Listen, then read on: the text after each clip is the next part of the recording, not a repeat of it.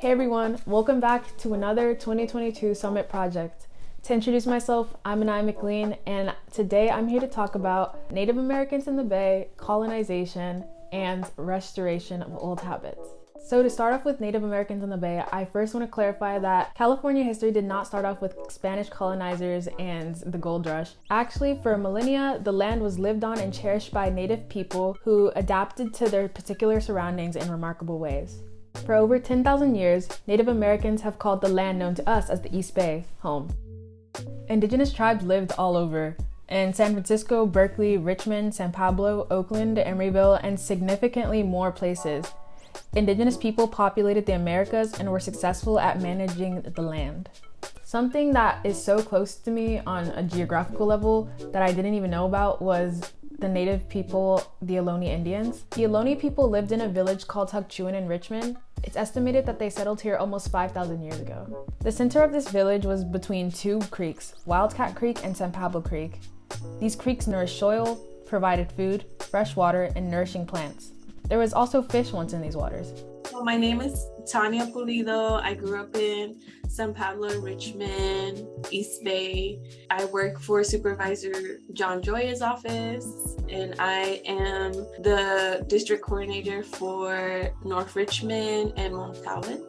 And so Native Americans, because of their culture, was very centered around nature and taking care of nature, restoring nature. All creeks were always very important to Native American populations because it was a source of fresh water, where a lot of greenery is, where a lot of trees are.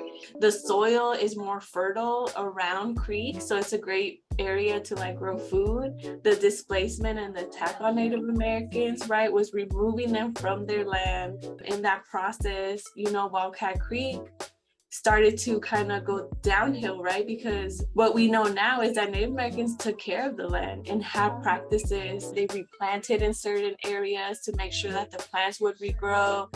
Amid the coming of colonization, the Ohlone way of life gradually came to an end in this area. The creek has since been subjected to illegal dumping and physical neglect.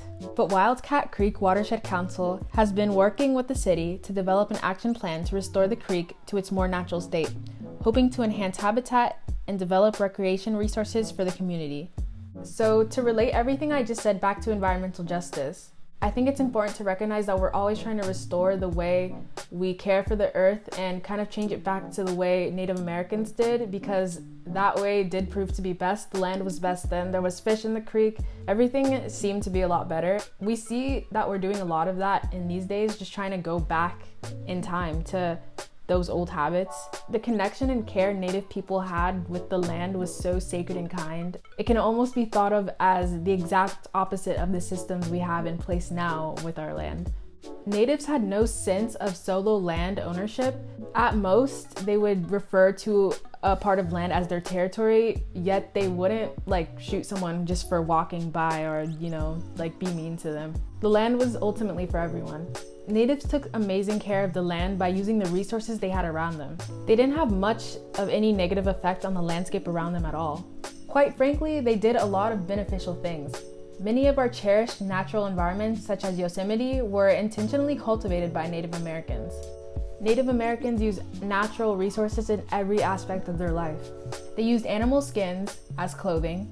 Shelter was made from the material around them, such as saplings, leaves, small branches, animal fur. Native people of the past farmed, hunted, and fished. They used natural resources such as rock, twine, bark, and oyster shells to farm, hunt, and fish. They also used fire, and to them, fire could be thought of as life. By using fire, Native Americans practice a cultural burning called slash and burn. Slash and burn is a kind of farming. The intention is lighting of smaller controlled fires to provide a desired cultural service. It's used to grow food, clear land, and attract and unattract certain foods.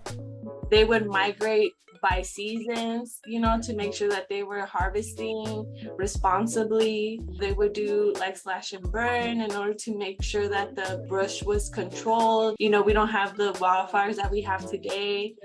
So they had their techniques to make sure that there was a healthy ecosystem. I found that slash and burns actually have some sort of connection to EJ as well. We all know that fires happen almost every year and about 3 million acres have been burned at some point, which is horrible. But people obviously want to find some kind of way to combat these fires and stop them from happening altogether. So it's been found that slash and burns have and can be very beneficial to forest management. A technique called backburning consists of burning a controlled fire in a path of an approaching wildfire. So backburning burns up all the flammable material, therefore there is nothing to burn when these kind of fires do happen, so the fire doesn't get as out of hand.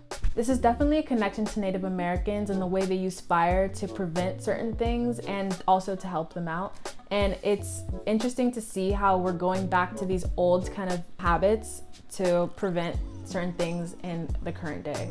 As previously mentioned, California history did not begin with Native Americans, but was ultimately discovered by Native Americans, 10 million in America alone. So let's get into colonization. The atrocities of colonization began in the 1700s with the Spanish mission systems. The Spanish mission was a frontier institution that sought to incorporate indigenous people into the Spanish colonial empire. Now, the three main objectives of Spanish colonialism was to 1. Convert Native Americans to Christianity, given the want for religious expansion in America. 2, to restore the area for colonial purposes. And 3, to establish the extension of Spain. So what exactly happened on the missions? The natives lived in missions until the religious training was complete. Then they would move to homes outside of the missions. The native converts were known as neophytes. After they were baptized, they were expected to perform labor. Typically, men worked in fields and women cooked. Both learned Spanish and attended church. Colonization is wrong and horrible for so many reasons, but in this particular instance, it really destroyed a whole culture from the inside and ruined so much community. Overall, there were 21 missions in total, one being in San Francisco. The tribe recognized as San Francisco's original people are the Ohlone people. The Ohlone people lived along the coast of San Francisco's Bay, with a population ranging from 10,000 to 20,000 in the late 1700s. However, when Spanish colonialism began, their population decreased substantially because of harsh labor treatment, deadly disease, and overall mistreatment. And so Dolores Missionary was one of the first ones that came to this area, and they were the ones who actually removed Native American people from their land and had them farm, like at what is now known Shields Reed Park and Center. And so I feel like because the original people were stripped from their land, those practices of taking care of the land went away, right? When you remove the people, you remove the culture and the practices. So colonization had a substantial effect on Native Americans and their well-being, their population, their health, everything. But what about life after colonization? Tribes such as the Ohlone people rallied against the federal government, but were continuously denied the simple justice of being heard.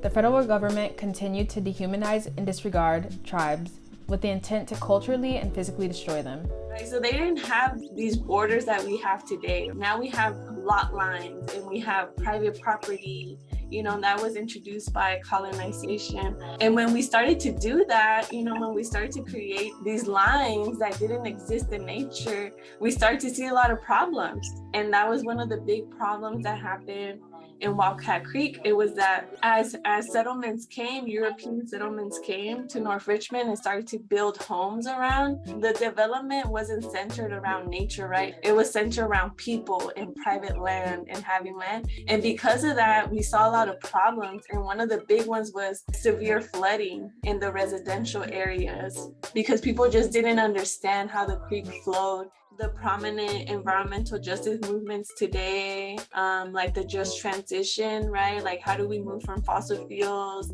to an economy that doesn't run on fossil fuels and that's regenerative to the land? When we think about that transition, we're really saying like, we need to take care of our home. And I think that's something that Native Americans understood really well. And I feel like that's something that they're calling us back to ground us. Everything we do should be in restoration of our home because we only have one collective home. And so I think even just like besides their practices and techniques, I think even their cultural understanding of the world and how it works and how we need to take care of it, I think a lot of us are coming back to that understanding.